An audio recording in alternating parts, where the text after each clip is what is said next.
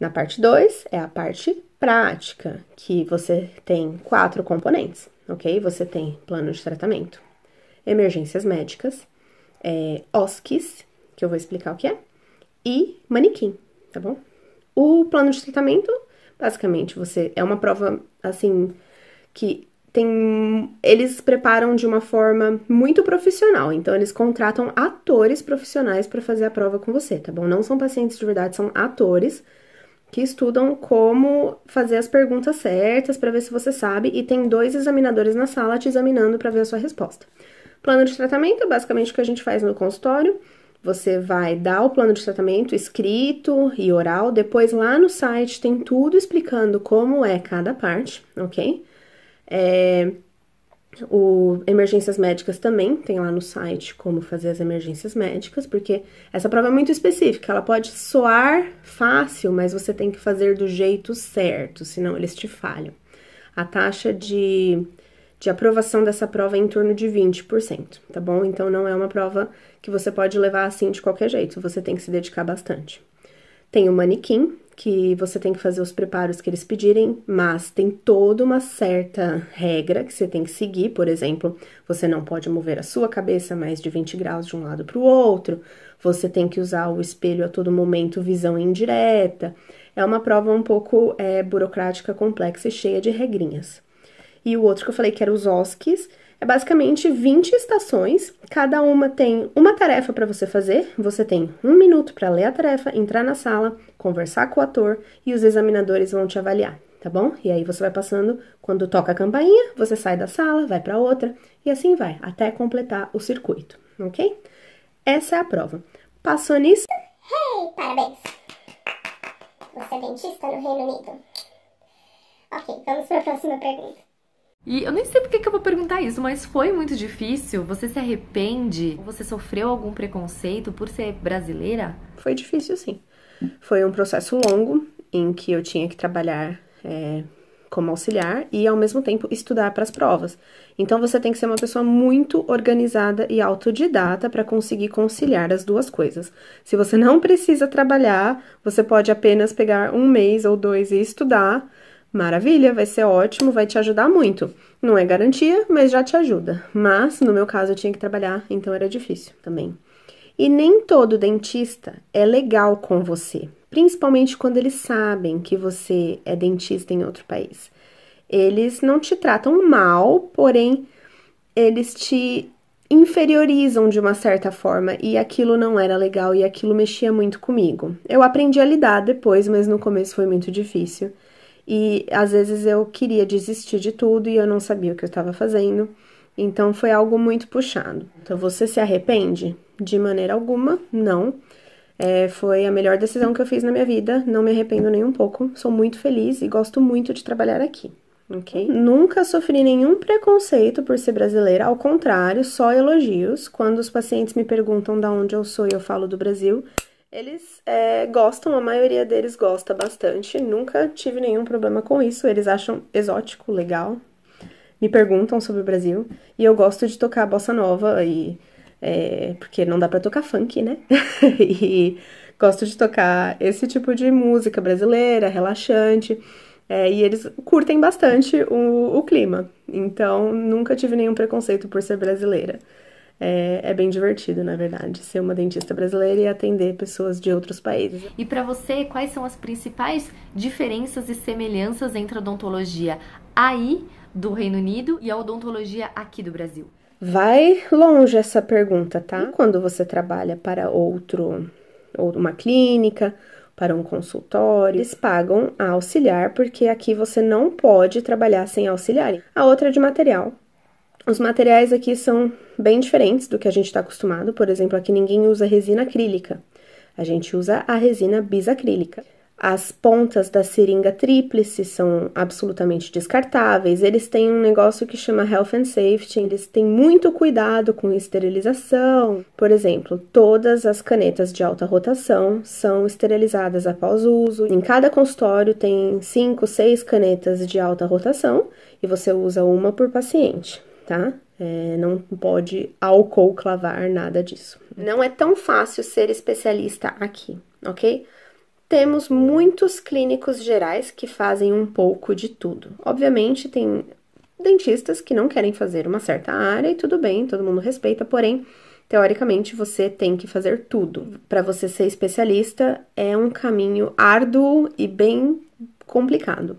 Você precisa provar que você tem interesse naquela área, você tem que ter experiência naquela área para você poder aplicar para um curso e depois do curso tentar entrar para a lista de especialistas, fazer uma prova. Não é como no Brasil que você apenas faz o curso de especialização. Você não pode trabalhar aqui sem estar assegurado contra processos.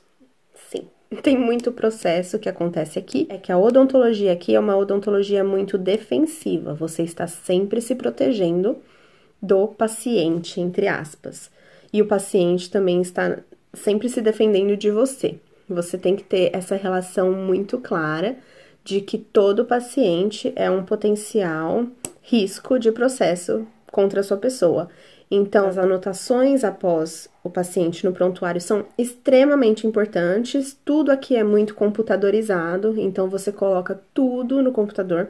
Exatamente cada palavra que ele falou, que você falou, você tem a sua auxiliar de testemunha. Então, ao contrário do Brasil, você não passa o plano de tratamento para o paciente o que você acha que ele tem que fazer. Não, você tem que dar todas as opções e o paciente escolhe. Obviamente, eu sempre tendo a indicar qual que eu acho que ele tem que ir, porém eu não posso fazê-lo ir escolher o meu plano de tratamento. Então, eu dou todas as opções, falo qual que eu acho que seria mais adequada, porém a decisão é dele, tá? É uma odontologia defensiva. Por isso que a gente paga um seguro tão caro por ano e todo mundo é obrigado a pagar. Além desse seguro de R$ 2.500 no mínimo, você paga a taxa do GDC, equivalente à taxa do CRO, que é 900 libras ao ano. Então, você vai gastar umas boas 4.000 libras por ano apenas para ser dentista.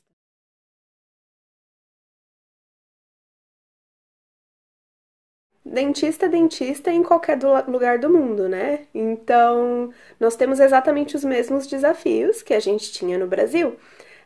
Paciente aqui tem muito medo de dentista, então a gente tem que ser muito cuidadoso, tem que ter muita paciência, igual muitas pessoas no Brasil também, eles têm muito trauma, porque a odontologia daqui era muito rude, e ainda hoje, se você vir os dentistas ingleses ou até de outras culturas, eles não são tão cuidadosos, não são tão amorosos quanto a gente. Então, eu acho que é por isso, inclusive, que eu nunca sofri preconceito, porque eles gostam muito desse atendimento humanizado que a gente provém.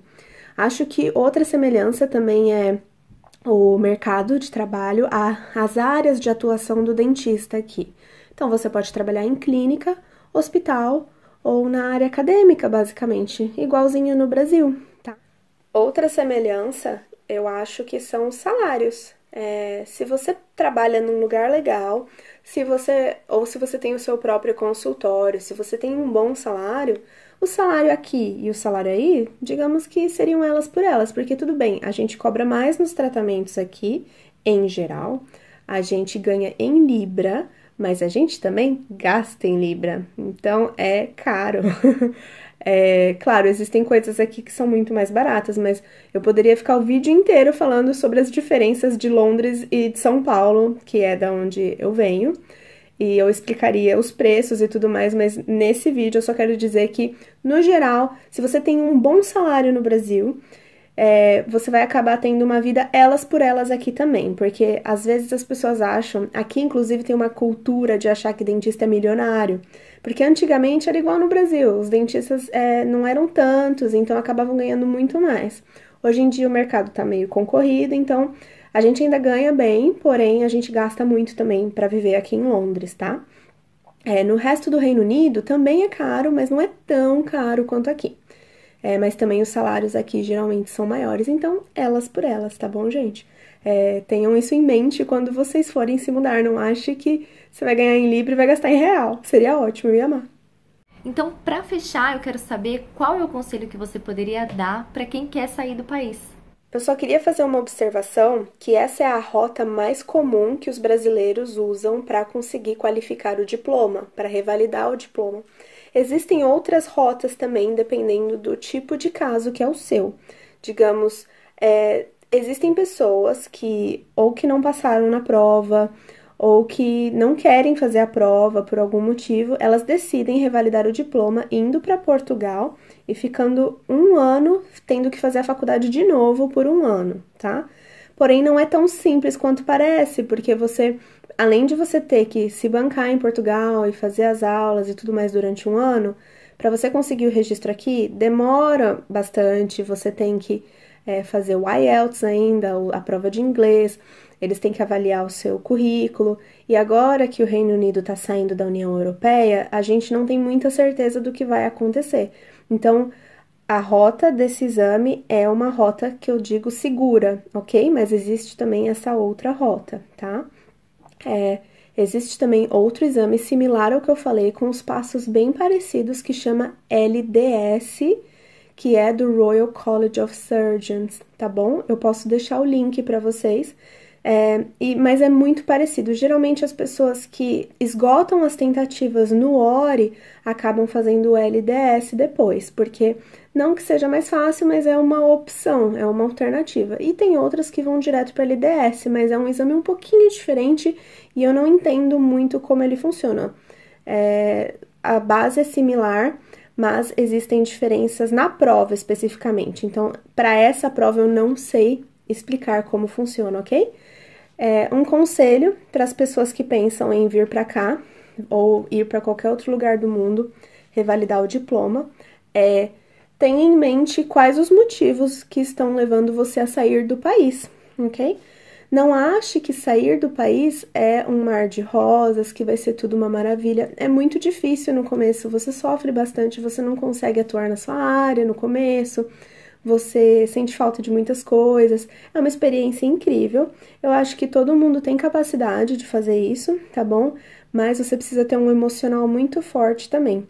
E outra coisa, se você já tem uma vida mais estabilizada no Brasil, com um belo consultório, com sua clientela, com um salário legal, chegar aqui e começar do zero também não é fácil, tá bom? E para você abrir um consultório aqui é muito mais burocrático do que no Brasil. Então você tem que estar preparado para esse tipo de choque de realidade que você vai ter. Se você está preparado para isso, maravilha. Eu poderia fazer um vídeo enorme também explicando vantagens e desvantagens de morar no exterior, tirando a parte de revalidar o diploma, mas por hoje eu vou ficar por aqui, tá bom, gente? Obrigada, Renata, por me convidar e um beijo pra vocês, tá bom? Ai, gente, ela arrasou, né? Fala a verdade. Esses meus amigos são sensacionais, eles topam todo. Ela explicou passo a passo pra vocês. Espero que esse vídeo tenha ajudado vocês. Eu sei a dificuldade que ela passou pra procurar informações pra sair daqui do país e não se acham muitas coisas como ela falou. Não se esqueçam de curtir esse vídeo, se inscrever no canal para não perder as próximas dicas, tá bom? Um beijo e até o próximo vídeo.